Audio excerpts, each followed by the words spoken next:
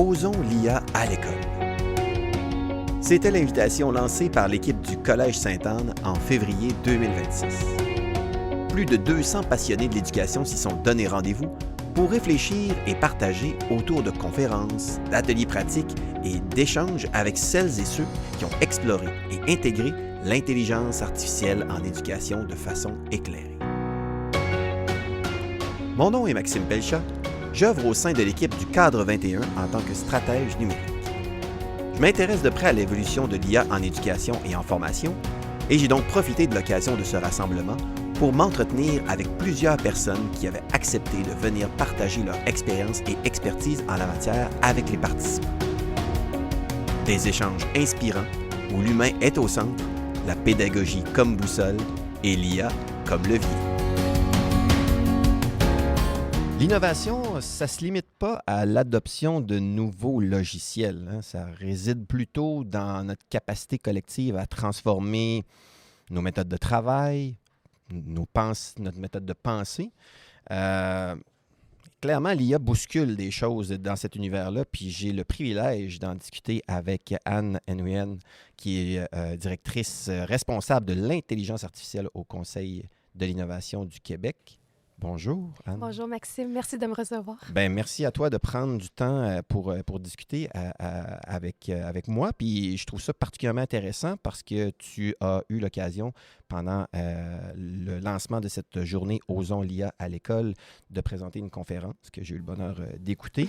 Et tu rappelais puis on dirait que j'avais comme pas retenu ce morceau-là dans les multiples publications que tu fais sur les réseaux sociaux, que tu enseignes à l'université. Oui, j'enseigne à l'Université de Montréal en chaîne logistique et intelligence artificielle. C'est un nouveau certificat accréditant qui permet la requalification et la qualification aussi des gens qui sont déjà professionnels. Donc, comment apprendre l'utilisation responsable de l'IA dans les milieux de travail. C'est aussi simple que ça. Mm-hmm. Puis la chaîne logistique et l'intelligence artificielle, les gens ne savent pas nécessairement ça de moi, mais moi, je mange de la chaîne logistique, j'adore ça. Puis même ma coordonnatrice a dit « Anne, y a-tu un sujet plus plate que ça? » Je fais « Non, c'est le sujet qui me passionne, combiné avec l'intelligence artificielle. » Donc oui, c'est le cours que j'enseigne. Et c'est particulièrement intéressant parce que, bon, là, tu as ce rôle-là au Conseil de l'innovation, mais tu as aussi le pendant d'être en mode aussi transmission, discussion, réflexion, partage, expérimentation même. Qu'est-ce qui t'a le plus étonné dans cette posture-là d'enseigner à l'ère de l'IA? Enseigner à l'ère de l'IA, je pense que c'est le défi qui m'a le plus ébranlé. Moi, je dis souvent aux équipes, je dis souvent dans les conférences que je fais, il faut trouver un point d'ancrage qui te garde honnête. Pas parce que je suis quelqu'un de malhonnête, mais je pense que comme humain, on tente vers la facilité. Puis moi, je commençais à donner beaucoup de conférences. J'ai donné 283 conférences dans les derniers 18 mois. Puis c'est correct d'inspirer, c'est correct d'amener à l'action, mais je me dis, si je suis capable d'engager des gens puis faire du concret. Puis le rôle d'enseignant, pour moi, ça a été le rôle révélateur. Je dis, je peux pas être plus honnête que ça parce que les gens dédient de leur temps 3 heures par semaine, mettent de leur côté leur vie professionnelle, leur vie personnelle pour se dédier au contenu que je monte. Je suis mieux de prendre mon rôle bien au sérieux. Puis c'est pas une conférence de 20 minutes ou un atelier de 4 heures. C'est 45 heures de cours, de nouveautés, d'approfondissement de la matière que tu peux pas le faire si tu es une personne en surface. Donc, merci à l'Université de Montréal de leur confiance de m'avoir donné ce cours-là. Et effectivement, ça te met aux premières loges de l'impact, dans le fond, que peut avoir le déploiement de l'IA dans une perspective d'apprentissage, de formation continue.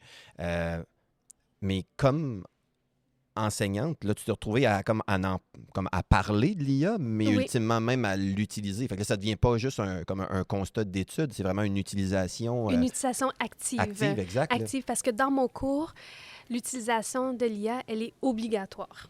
Puis la décision a été prise, pour moi, dans une posture de prise de conscience. Je le sais comme enseignante que vous allez l'utiliser. Laissez-moi naviguer dans ce nouveau normal avec vous en toute humilité. puis en toute ouverture d'apprentissage aussi, parce que c'est la première fois que je donnais un cours en utilisant l'intelligence artificielle.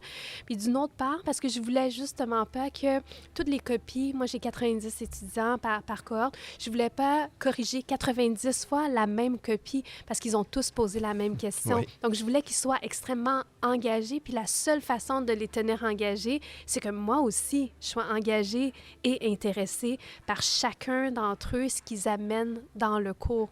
Puis en le rendant obligatoire comme ça, dans les 45 heures de cours que je donne, bizarrement, même si c'est des adultes, il y en a qui sont d'une autre génération, sont déjà à la retraite, ils avaient déjà une vie active, ils se sont retraités de cette vie-là, mais ils voulaient en apprendre plus. Mais ils ont cette envie-là de continuer à apprendre. Puis je me dis, je passe 3 heures à leur faire ressortir leur agentivité humaine. Oui. Tu sais, je leur dis, c'est quoi vos compétences? Qu'est-ce que vous voulez amener à ce monde-ci? Votre créativité, votre pragmatisme, votre sens des communications, votre sens activiste, qu'est-ce que vous voulez amener?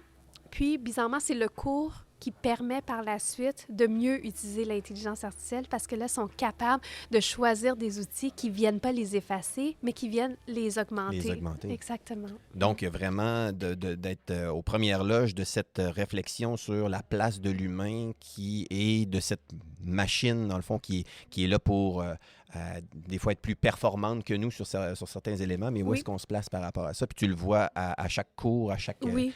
Puis le rendre obligatoire, c'est aussi faire un pointage. Les gens, je me suis fait une grille d'évaluation sur l'utilisation d'intelligence artificielle, puis parce que je donne une note, les gens s'investissent, sont obligés. Peut-être qu'ils sont pas heureux au départ, mais ils sont reconnaissants après en disant, ben oui, tu sais, elle a rendu le tout obligatoire. Donc, tu sais, il y a un point pour la transparence et la documentation. Comment est-ce que tu me documentes? Qu'est-ce que tu as utilisé comme outil? Puis pourquoi tu l'as utilisé? Ensuite, le jugement critique. Tu sais, me ressortir justement, quelles sont les réponses que tu as refusées de l'intelligence artificielle? Intéressant. Puis pourquoi? Pourquoi tu l'as refusé? Ah, tu l'as refusé parce que toi, dans ton quotidien, tu es un expert en santé, puis cette réponse-là, c'est clairement une hallucination, un jugement critique. La collaboration aussi, tu sais, je dis souvent que l'intelligence artificielle, elle peut être super charmante avec toi, puis tu sais, tu sens que c'est le meilleur des collaborateurs, donc tu t'isoles. Mais moi, dans mon cours, même s'il n'y a pas de travaux d'équipe, ils sont obligés de collaborer avec les autres, puis me dire qu'est-ce que ça leur a apporté. De parler avec tel autre élève, ça vous a ouvert l'esprit, etc. Donc, il y a un point là-dessus aussi. Il y a tout le volet, c'est quoi ta valeur ajoutée? Tu sais, est-ce que tu as utilisé l'IA à 100 %? Puis moi, c'est permis d'utiliser l'IA à 100 % ou tu l'as utilisé à 30 %? Est-ce que tu as rédigé puis tu l'as mis ou toi, tu es un fervent utilisateur, tu es très bon dans le promptage. Donc, toi, tu as fait tout ton travail juste en promptant. Il y en a qui le font. Il y a tellement de dextérité. Donc, moi, je veux voir c'est quoi la valeur ajoutée à travers ces interactions-là. Puis, tu sais, finalement, justement, dans ton souci de collaboration, quels sont les éléments que toi, tu fait ressortir de toi-même qui fait en sorte que la définition des prompts était vraiment unique? Donc, pour moi, ça aussi, ça va au-delà de me dire, j'ai utilisé l'outil qui était le plus à la mode. Puis c'est comme ça que j'ai réussi mon travail. Tu sais, je vais le décortiquer un peu plus loin. Donc, c'est vraiment un parcours métacognitif dans le fond, que Exactement. tu offres avec tes étudiants, tes étudiantes pour pouvoir comme bâtir cette espèce de jugement sur la juste place, dans le fond, à mettre l'IA dans leurs opérations, dans leurs tâches. Oui, puis, tu sais, c'est une posture aussi de curiosité parce que moi, comme enseignante, j'enseigne pas d'outils. J'enseigne une posture d'apprentissage. Parce que les élèves, parfois, ils essayent de me tendre des pièges comme « Ah, tu sais, il y a une solution qui est sortie cette nuit. Est-ce que vous la connaissez déjà? » Je fais « Non. De un, je dormais. Oui, c'est ça. De deux, même si je l'avais appris, ça leur était vraiment en surface. Donc, je leur apprends à utiliser l'intelligence artificielle pour leur aider aussi à découvrir l'intelligence artificielle. Donc, devant eux, moi, je m'expose vraiment de façon plus vulnérable, qui est nouveau pour moi, de me dire « Hey, je connais pas ça, faisons-le ensemble. » Donc, quand, par exemple, Napkin, qui est une solution pour faire des diagrammes un peu plus jazzés, plus intéressants, est sorti, j'ai pas eu le temps de l'apprendre avant mon cours. Ce que j'ai fait, par contre, c'est j'ai pris... j'étais allée dans mon IA générative préférée quotidien, puis j'ai demandé, je connais pas Napkin. Est-ce que tu peux me faire un cours débutant, intermédiaire, avancé? Je l'ai fait devant mes élèves. Donc, j'ai dit, vous devriez faire ça pour chacune des solutions qui vous intéressent, puis dire c'est quoi le métier que vous faites ou la tâche que vous faites pour dire c'est quoi le niveau d'apprentissage que vous devriez atteindre. Peut-être que vous n'avez pas besoin d'atteindre le niveau avancé. Peut-être que dans votre quotidien, juste l'apprendre comme débutant, c'est assez. Donc, à travers justement ces processus-là intégrés de curiosité puis d'humilité, mais tu dis, bien, je suis capable d'aller chercher des ressources même si je ne connais pas tous les outils. Oui, très intéressant, cette posture de vulnérabilité que tu mets à l'avant-plan. Puis c'est sûr que moi-même, j'ai été enseignant pendant 15 ans, puis j'ai cru voir, puis j'aurais tendance à croire que c'est encore comme ça aujourd'hui, que les étudiants et les étudiantes apprécient ça, d'être un enseignant qui est capable de se mettre dans cette posture-là, puis de dire qu'on va l'apprendre ensemble, oui, et non pas je détiens la connaissance, puis suivez-moi. Là. Puis c'est tellement nouveau comme posture aussi. Tu sais, moi, je viens du Vietnam, puis j'en ai parlé dans ma conférence. Au Vietnam, le métier d'enseignante, d'enseignant, cette vocation-là, c'est ceux les plus respectés dans notre communauté. T'es professeur, t'as un professeur dans ta famille, wow, là, tu sais, c'est les autres métiers, vétérinaires, pharmaciens, mais tu sais, on n'a même pas médecin, on n'a même pas avocat, tu sais, c'est vraiment tout ce qui est lié à l'apprentissage, puis l'humilité de continuer à apprendre, et c'est extrêmement valorisé au Vietnam, puis je tende à croire que à travers mon ADN, ma génétique, ça, c'est resté, donc je suis extrêmement passionnée puis admirative de ceux qui en font leur vocation. Donc, tu sais, être ici aujourd'hui, pour moi, c'est vraiment un honneur. Donc, cette posture-là d'humilité vient aussi avec le fait que, hey, j'ai mis mon pied dans une des professions que j'admire le plus. Hein. Vraiment. Durant ta conférence, j'ai aussi attrapé le concept de désengagement que tu as mis en avant-plan et tu liais ce désengagement-là face au charme et à la performance qui est liée, dans le fond, à l'utilisation de ces nouveaux outils-là. Avec l'expérience, dans le fond, enseignante que tu développes là, ces derniers temps, quel piège que tu vois parce que là, on le pense souvent pour les apprenants, mais quel piège pour la personne enseignante qui peut y avoir face à ce charme ou à cette espèce peut-être même parfois d'illusion de performance là, de ces outils d'IA générative là, qui sont à notre portée? Justement, dans cette vie-ci qu'on est en train de bâtir, où la performance, l'optimisation est tellement importante, l'IA générative agit tellement beaucoup plus rapidement que notre cognitif, qu'on a l'impression parfois que c'est facile d'être paresseux parce qu'il va tellement faire plus grand, mieux organisé, avec plus de mots, que tu peux te laisser un peu aveugler par la quantité de mots puis le sens de l'organisation. Et toi, tu commences à te sous-estimer. Puis, justement, pour ne pas se sous-estimer, il faut se ramener puis se réveiller, puis dire, hey, c'est moi qui ai l'expertise, c'est moi qui dis c'est quoi le niveau de précision que j'ai besoin pour ce contexte-ci. Donc, nous, comme humains, j'ai l'impression que c'est facile de perdre confiance en soi. Il nous arrive un petit truc, puis là, on a peur, on sent, on est imposteur, mais là, on est devant une machine qui nous fait sentir imposteur tout le temps. Arrêtez de vous sentir imposteur, puis allez chercher le plus profond de vous-même, puis dire « Hey, non, je suis pas imposteur. Moi, je suis enseignante, puis je suis enseignante. Je sais de quoi je parle. La machine l'a peut-être mieux organisé que moi, mais j'ai mon mot final. » Donc, ce disconnect-là, puis notre facilité à perdre notre confiance en soi, là, enlevez-le. Enlevez-le parce qu'on va chercher les connaissances, on va chercher les compétences. Si on ne sait pas, on va aller creuser plus loin, mais ne perdez pas votre confiance en vous à cause d'une machine. C'est bien noté, Anne. Et j'abonde dans le même sens aussi. Hein, on reste le patron de tout ça avec notre esprit critique toujours en tête. Pour terminer notre échange, parce que si on voulait comme inspirer, parce qu'on parlait d'inspiration un petit peu tout à l'heure, toi, qu'est-ce qui t'a inspiré dans justement cette posture enseignante-là? As-tu des coups de cœur, de ressources, de lectures que tu as faites dernièrement, là, que tu dis comme moi, une personne enseignante, là, ça l'intéresserait vraiment là, particulièrement? Le livre. Si vous avez juste 4 heures puis un dernier livre à lire avant d'aller enseigner, c'est Co-Intelligence par Ethan Malik, qui a été aussi un de mes enseignants. Je trouve que cette approche-là de co-intelligence, ça nous ramène dans une réalité où, pour bâtir un monde, il faut connaître les forces de chacun.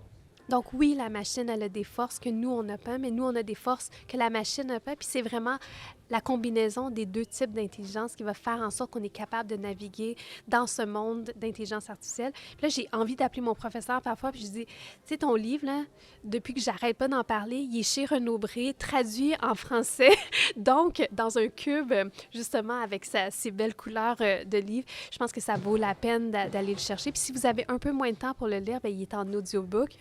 Puis ça se lit, ça s'écoute très, très bien aussi. Donc, si vous avez un livre, mais si vous avez 2 livres à lire, c'est The Disengaged Teen, c'est les adolescents désengagés. C'est un livre vraiment intéressant sur le désengagement, des cas d'usage d'étudiants et d'étudiantes. Peu importe le niveau de performance et d'intérêt qu'ils avaient à l'école, comment dans ce monde numérique, ils ont commencé à se désengager et comment dans leur histoire, ils ont réussi à se rattacher à l'engagement. Je pense que dans cette ère numérique-là, comme enseignante et enseignant, un must à lire, un incontournable, pardon. Excellent, on ajoute ça à notre liste. Merci beaucoup de ton partage, de ton expérience, puis de continuer à partager d'ailleurs sur les réseaux sociaux. S'il y en a qui ne te suivent pas encore, notamment sur LinkedIn, c'est toujours intéressant de voir tout ce que tu partages sur ce que tu vis professionnellement, mais aussi sur justement des ressources, puis des belles initiatives qui se passent aussi un peu partout au Québec. Merci vraiment beaucoup. Merci Maxime de m'avoir reçu. Merci. Merci à nos invités d'avoir transféré leur préparation pour la journée dans cette discussion au cœur de l'action.